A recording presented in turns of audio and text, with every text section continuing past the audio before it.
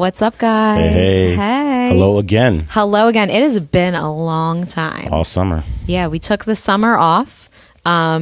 We've had a crazy summer. Yes, we have. If this is your first time watching, this is Too Real with Mike and Jillian Rosado. Obviously, Mike and Jillian Rosado live in South Jersey, lead a church here, do some side projects, coaching, administration, planning, stuff like that. But this podcast is for everyone. Everybody. We very seldom actually talk about church in this podcast. Yeah. And people have asked us that. And we're very intentional not to, because we want this to be for everyone. Yeah. And we want everyone to understand that everyone has the same struggles. As much as church people love to hide that. Yeah. But we're just here to talk through what's going on in our life. Yeah. We're also on YouTube, so if you're listening to this on a podcast, you can see our faces and our new setup. That's right. If you watch it on YouTube. I wonder, like, if somebody's like listening and can't see our faces, like what they think we look like. Yeah. You know? Mike has like a luscious head of hair. A luscious head of hair. And you have this, like, I've been chewing cigarettes all day, raspy voice. Yeah. It's my thing. It's your thing. But back to the summer. So this summer's been crazy.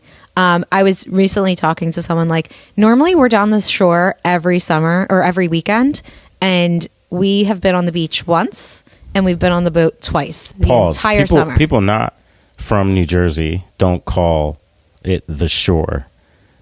I feel like everyone knows what the Jersey Shore is at this point. Yeah, but like the beach. Yeah, the beach. My dad lives down the shore, at the beach, whatever, on the water.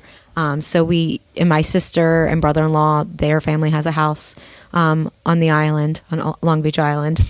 I'm realizing all of the slang that I use. All the inside jargon. Yeah. But normally we're down there every weekend. Yeah. But this summer has been crazy. We have traveled a lot. Well, it started off with prom, graduation, birthdays, and then we were in California. We were in Puerto Rico. We were not vacationing. Vacationing, work. Where else? We were in Lancaster, PA. You were somewhere. You were in Colorado. Yeah. And then last week we moved Chase into college, which was wild. And you know what's funny? Love people. I've had a lot of people text me to check in on me because I've cried so many times on this podcast about him going off to college. And leading up to him leaving, I was a basket case. Yeah. Like, I cried. What did I cry? I cried ordering groceries because I was like, I don't have to pick anything that he likes because he's not going to be here. I cried the first night we locked the top lock. I cried the last family dinner where the four of us sat down at the dinner table together, which doesn't happen very often once they become teenagers because they're here, there, and everywhere. And it's not the last time, but it was like the last time before he left for college. So I was just crying at the drop of the hat the weekend before.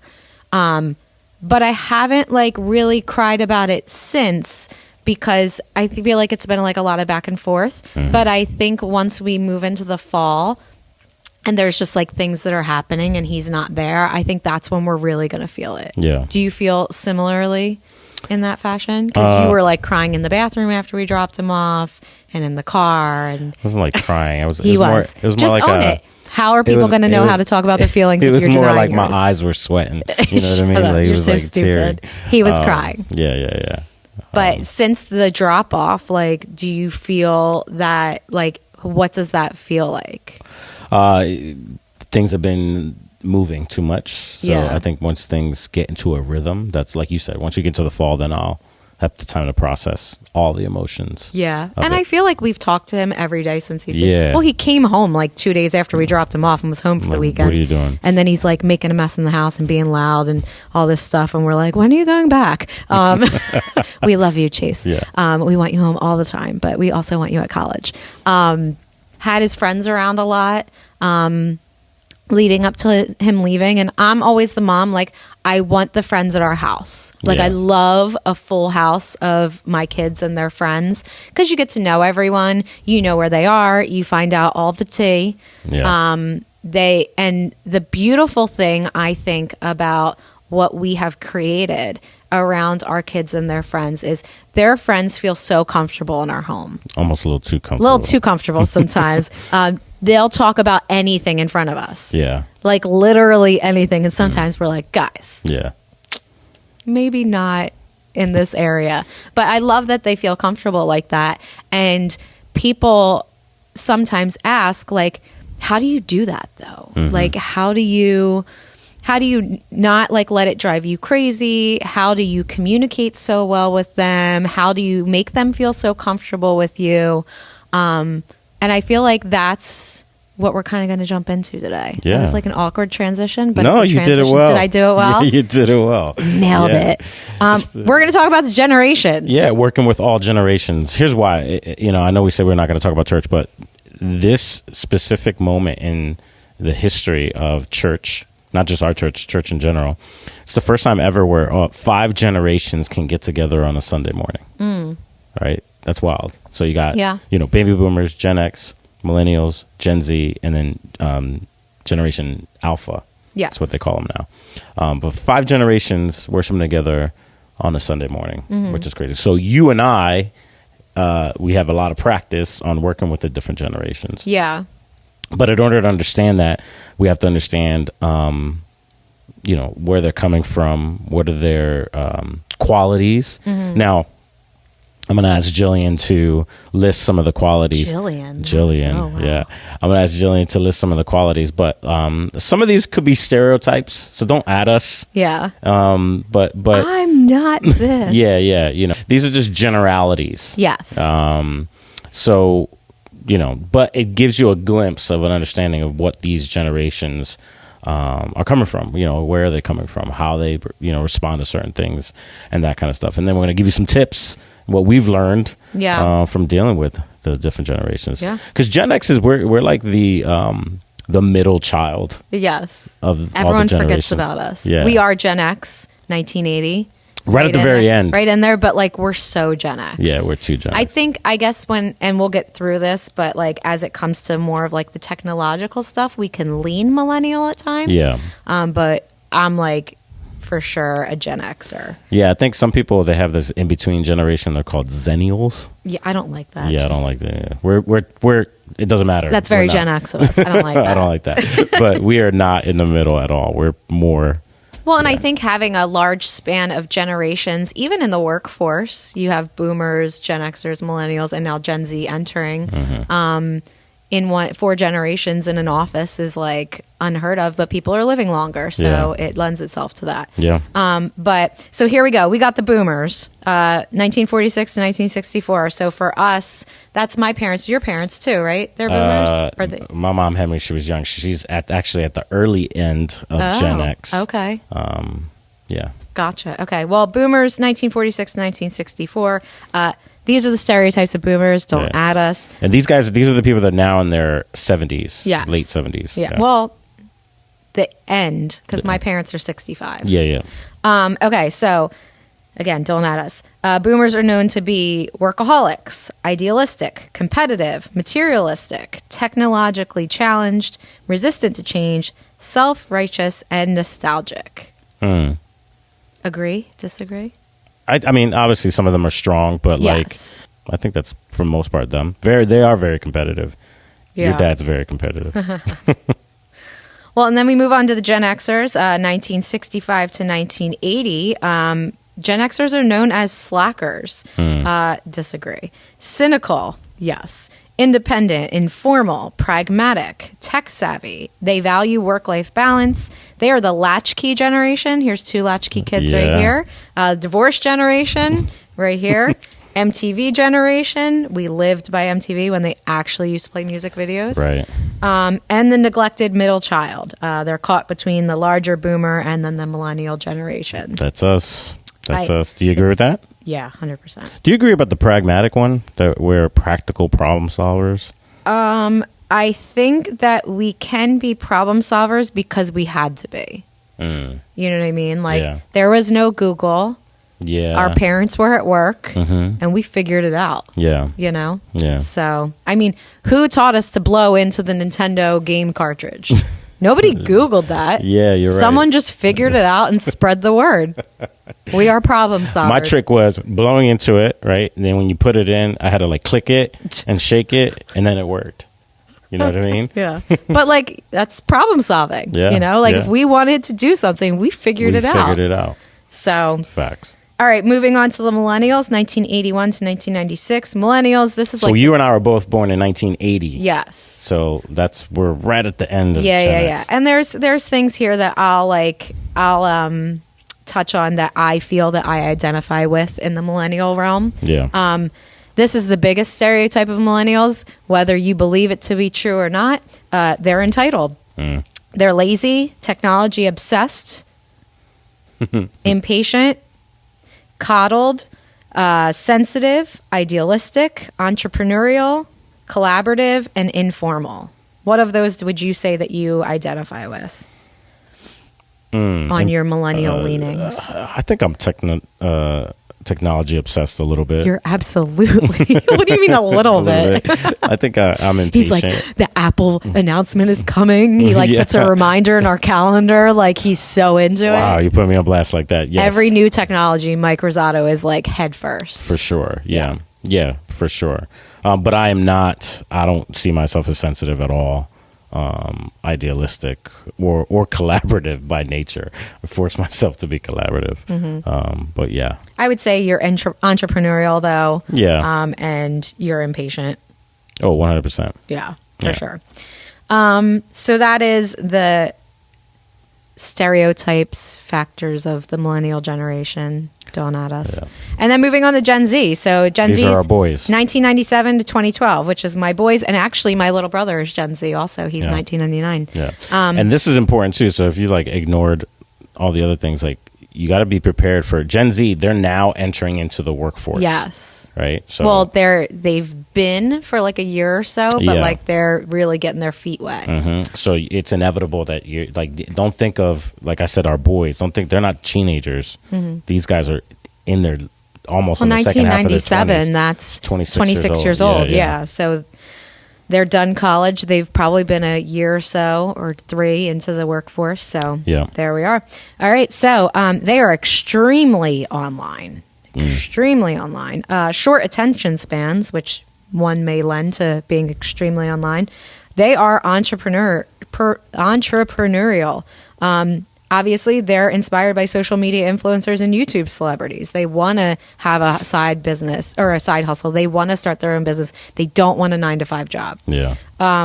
They're financially focused. So they've seen their parents spend money and then struggle. So they're very practical about money matters, or at least leaning that way. Yeah. They're social justice oriented, obviously. Like, look at the world the past 23, 26 years. It makes sense why they would be.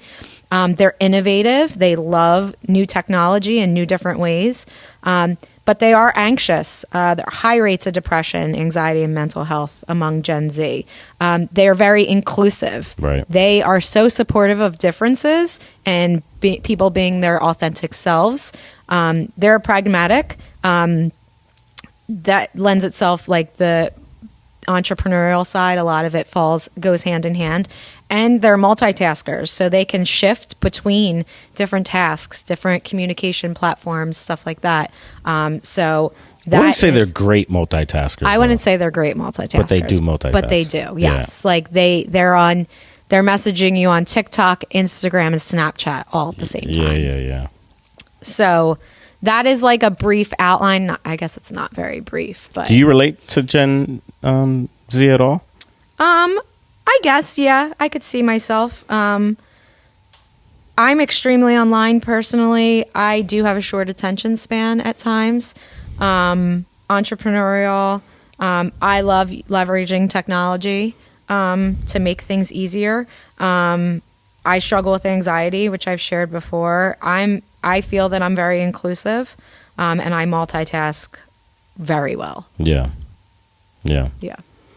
and I think, at least understanding those stereotypes or generalities help us then be able to lean in understanding and to always substitute frustration with compassion. Yes. You know, and those kind of deals. I think that the reason that we fail to communicate with other generations or get short with other generations is because we don't understand them. And you don't understand them, it's going to be hard for you to communicate, hard for you to have compassion. So we just get frustrated. Yeah. And like I said, as I was going through them, like, take a moment and stop and think about the state of the world as they were growing up and what was available to them. Like, you can be like, oh, they're always on their phones, da-da-da.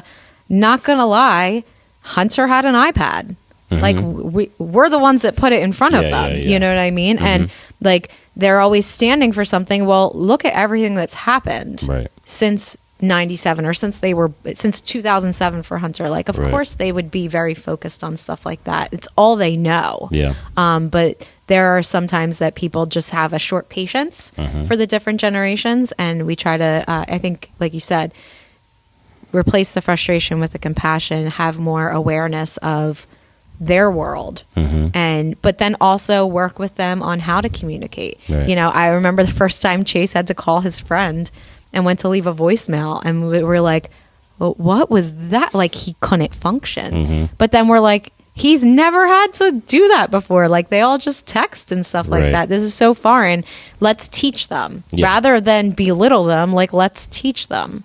So and take responsibility. Some of that is our fault. You know what I mean? Like, I had an old fart moment earlier this morning, and I was just thinking about the level of maturity, because we were talking about how young my mother is, right? And we can't, like, so my mother had me when she was 16, and now Hunter's 16. We're looking at Hunter like, yo, I could not go anywhere near imagining this boy with a child. You know, and like, I mean? My parents had me at 22, which was common. You know, young. People got married and had kids really early in their 20s. And I'm like, could you imagine Chase married with a kid in 4 years? I'm like, no. But in my head, I'm thinking, what? They have way more information, way more technology, way more accessibility, yet I don't feel like they were as mature. They're not as mature at their age as we were or our parents were. But that was my old fart moment. You know what I mean? I started thinking. Well, and I think, and we'll probably get into this, but I think the face of parenting has changed throughout the years. You have, from what I've read, they say boomer parents were very absent. Like, they weren't checking up on your schoolwork and stuff. It was just when your report card came, if you got bad grades, you better prepare yourself because you're in trouble. Then when it came to Gen X kids, like, their parents, because of divorce, you didn't usually have a parent at home every day. Both parents worked. You were letting yourself into the house by yourself. That's what we're called the latchkey kids. You were going back and forth between parents' houses, stuff like that. So there's a resilience within there. So then when the millennials came about, a lot of them had parents that were boomers or the earlier side of Gen Xers, and they were like, I don't want to be like that with my kids. So then you had the helicopter parents come in, and the coddling comes along with that. So, like, you have some millennial kids that, like, don't know how to do much for themselves because the response to what those parents received, they did the opposite with their kids. And Gen Z is just another extension of that. But you're starting to see a change within Gen Z because you have parents like us that are like, yeah, my parents weren't home, but I see the benefits and I see the drawbacks. So, like, I'm aware of what I need to be aware of with my kids. And I had a conversation with my best friend last night. Her daughter is going to middle school and everything, and she's like, I'm just realizing, like, I've been raising a kid all this time and doing everything for her, and I need to really shift my focus that I'm raising an adult. Like, and that was something that came about with us when the boys were in high school. We're raising men. Like, how can we expect to send them off to college and be self-sufficient and take care of themselves when we haven't prepared them for that? So I think that's where you're seeing, like, that result of the millennial that doesn't know, that feels that entitledness or has that laziness or whatever you want to call that coddledness, like, because they weren't set up well, because the parent experienced the opposite and they wanted to do everything for that child. And now you're seeing, like, the, oh crap, they can't function in the world. They can't take a boss calling them into the office and being like, hey, you didn't do this right. And bosses don't have to craft things as nicely as the employee would like to hear it. So when they're getting that criticism or that feedback, their whole world falls apart because they've been told they're great their whole lives. And I probably sound like an old fart saying it, but I'm just calling it like it is. Right. Yeah, we need to figure out the how to fix the overcorrection from one generation to the next. We do always kind of overcorrect and go back and forth. But in the meantime, we also have to work with each other, right? So here's some tips that we crafted. So here's some tips for baby boomers. So mom, dad, listen up. So avoid assuming that younger generations lack a strong work ethic. I freaking can't stand that. Yeah. Like, we were called slackers. Gen X was called slackers, right? And so don't assume that we don't have a good, strong work ethic. It's different. It's not wrong. Yeah, I think the misconception is because of the boomer generation, you went to an office or you went to a site or a lot of them did work with their hands. So when they're walking into a Starbucks on a Tuesday afternoon and they see someone at a laptop drinking a coffee, that doesn't look like work to them. Yeah. But I know from personal experience, I sometimes put in 14-hour days in front of a laptop for 14 straight hours. I'm working my butt off. Yeah. It just looks different. It looks different, yeah. So try to live with the mantra, it's not wrong, it's different. Help yourself with that. And here's another thing. Be open to new technologies and processes. This is what I would my plea for baby boomers. It's like, just try it and be patient with yourself, right? Yeah. I think sometimes they're not patient with themselves when learning something. Just try it, Like and so many times when we deal with people in church and we're like, hey, we're going to have this new app, this new sign up. Oh, I don't do that. Yeah. Like, it's not cancer. Yeah. It's a computer. You know what I mean? So just try it. And if it doesn't work after you try it, then all right, you tried it at least, I recall when social media was coming out, my dad, for example, was like, I'm not doing this. This is stupid. This man is so active on Twitter now. He sends me TikToks, the whole thing. And I'm like, see, you tried it and you figured it out and you found parts of it that you like. Yeah, right. So just try it. Yeah. And I'm not asking you to be perfect at it, but just try it. And this is a big one. Offer wisdom. We want your wisdom. Even if we don't want your wisdom, we need your wisdom. So offer wisdom, but don't dictate. Yeah. We don't want, especially a Gen Xer, we don't want to be told what to do. Yeah. Right. So maybe say, hey, can I give you some advice? And then impart it that way. But when you're dictating it, you're a moron. You're this, you're that. Yeah. This is what you need to do. It's not received well. Yeah. But we need your wisdom. Yeah. So offer the wisdom, just don't dictate it. Yeah. And like, you could also do it in a fashion of like mentoring, like, hey, let me show you this. Like, this is what we used to do back in the day. Something I love about the boomer generation, that kind of faded away throughout the years because just the world changed, is they were so family oriented in relation to the whole extended family. Like growing up, my grandparents on both sides lived 5 to 10 minutes away from us. Their siblings all lived within like a block or two of them. My cousins, we all lived close to each other. And so you saw each other all the time. Yeah. But as the world has changed, people, like, for example, my mom and my brother live close to me. My sister lives 45 minutes away. My dad lives an hour away. My brother lives in Boston. My stepbrother lives in New York. I have another stepbrother like 15, 20 minutes away. But like everyone's so spread out, so that close-knit extended family experience has dwindled a lot. But I feel like the boomers could offer some intentional ways to get everyone together. Yeah. So for us in our family, like football season's a big thing. Like we get together, watch a football game, we have dinner, stuff like that. The summer, we get together on the beach. We find ways that everyone can come together even though we live far apart. Yeah. And I think that's huge. It's something I really admire about the boomer generation, that real focus on the connection of extended family. Yeah, you're right. You're so right. Yeah, the other generations, we kind of lost that value a little bit. Yeah. But yeah, we need your wisdom, but just don't dictate it. Here's some advice for us, Gen X, right? Some advice for us. I think we need to start valuing our ability to bridge the gap between the different generations, right? Yeah. We're the in-betweeners, and so we could either reject that or be, Gen X. Yeah, and be Gen X. Yeah, or embrace it and so help the methodical boomers work well with the innovative Gen Zers, right?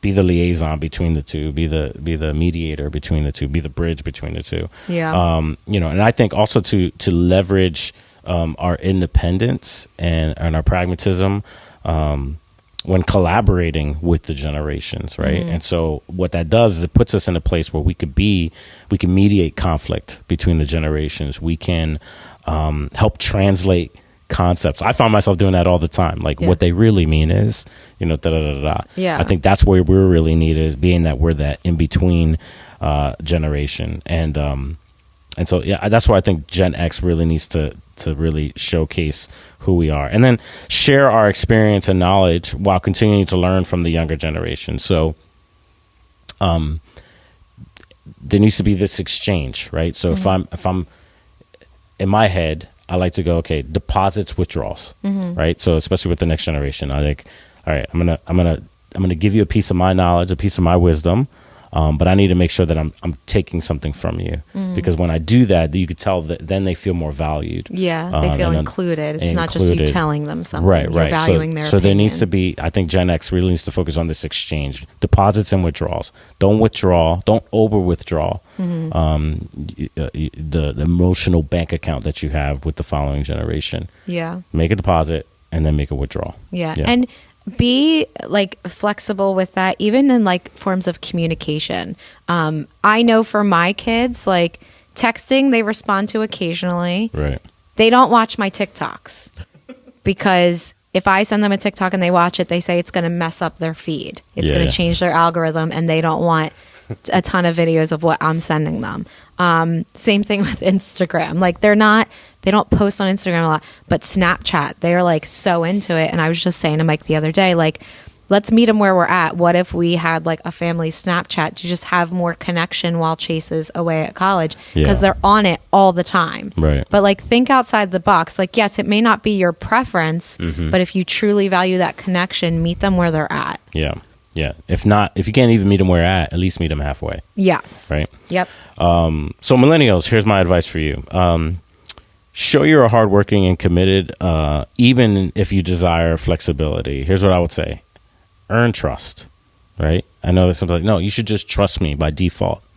I wish this world worked like that. Yeah, same. But earn trust. You are hardworking. I'm not going to look at you as this lazy, entitled individual. But even and we're not going to take away your flexibility. You grew up in this layer of flexibility. We're not going to take that away, but still showcase your hard work and commitment, even within that flexibility, and earn that trust. Offer your strengths in technology. Collaborate and innovate with the team, and teach others. Take the time to teach people around you the stuff that you know. I think at times, because I think it's a catch-22 because of those stereotypes of millennials. We think like they're so entitled, they don't want to teach us, so I'm not even going to ask. Right? So just, I would say, lean into taking the time to teach people, and then don't assume that the older generations are resistant to change. When you assume that, right? It's like I tell couples, like, when you come in the room already defensive with your fist up, right? It's inevitable for that other person to then put their fist up, and then you're like, well, why are you aggressive? No, you came in aggressive, and all this other stuff. And I think we project that, like our energy just leaks that. And so when you come in and you're just projecting that these people are going to be so resistant to change and so resistant that, like, try not to do that. Don't assume that the older generations are resistant. They might be. Yeah. But when you come in with that assumption, it's a self-fulfilled prophecy. Yeah. Right. So just assume that, you know what, they're going to be a little open to this, and I'm going to be open to also teach and leverage what I know in order to help them embrace this change. Yeah. It's something I feel like this is coming up a lot lately, and this may be a slight tangent, but I'm just going for it. Returning to the office. Yeah. Millennials specifically are very against returning to the office because they like working from home. They like the flexibility. But what if you return to the office and you showed like, okay, this is what I got done at home. Show them the results of you working at home. Right. I'm not saying go into the office and be like, don't do anything just to get your way, but like help that if it's an older generation calling you back in, help them see the bonuses of that rather than stomping your feet and quitting and getting another job. Be flexible. Mm-hmm. Don't be the coddled type, like that you get what you want. Show the results of that and like help them see it, and you'd be surprised that they can be flexible too. Yeah, 100%. I think it's funny. Zoom, the company Zoom, just started asking their employees to come back to work, which is funny. But yeah, I agree with that. Yeah, just be patient with all that. And their motive might not be, we need everyone back in the office because they're not getting work done. There may be other motives as well. You know, it may be a camaraderie thing, because team camaraderie is huge. And if you're never seeing these people in person, it makes a little bit of a difference. They may see morale or an increase in mental health issues. And a solution could be, hey, we're going to be in the office together 2 to 3 days a week, because things like that increase and improve those issues. Right. And think about it this way. It's not even about, we complain, I think, they complain that we're bringing us back to work because that's just the old way of doing things. But the following generation, Gen Z, loves to collaborate, loves to, you know, they said that one of the qualities that they're very inclusive. How can you be inclusive? There's nobody around you. Yeah. Right. And you lose that collaboration that way. I know you could collaborate, you know, in different ways. But it's different talking to someone on a Zoom than it is to being in a room with them. Right. You feel that energy. Yeah. You get to see little quirks about them, and you get to know each other better. Yeah. So it's not just about the older generation. Yeah. It's also about the next generation. So here's my last few tips for Gen Z, right? So this is for our boys. And as we're writing this, like I want to impart this to our boys even more. Recognize that your comfort with tech and social issues can be alienating, right? I have to recognize this. They were born in this, right? We gave them the iPad. Right. They were born with it. And at times their comfort levels towards it and how, like, well, what do you mean you don't have an iPhone charger? Or what do you know, like their approach to life is because they were born that way. But that can sometimes be alienating to previous generations. You and I remember a day and age where we didn't have a cell phone. Yeah. We remember a day and age where you didn't have a laptop. You didn't have internet. Right. We remember the day and age where you couldn't track everyone, right? You didn't have Find My iPhone, right? So we remember that. They were born in it. So help us find the common ground, because at times your comfort level towards those things can seem very alienating. If anyone who has young children, there will be the day that your kids say to you, so you know that video or that TikTok? And you're like, no, I don't. And then they look at you like you're morons. Right. And it's like, no, but show it to me. Like, be open to that, you know? Right, but also, don't for just Gen treat us Z, like a dinosaur. Yeah, for Gen Z, like, don't shame them. Share it with them. Yeah, for sure. So recognize your comfort that could be alienating to us.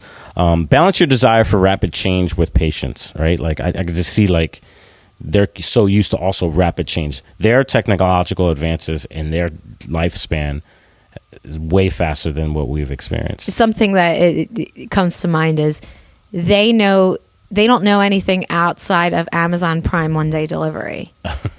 So when something takes a week to arrive, they're like, is it lost? What's happening? I'm sometimes it takes a few days. Relax, guys. They're used to DoorDash. They want something to eat.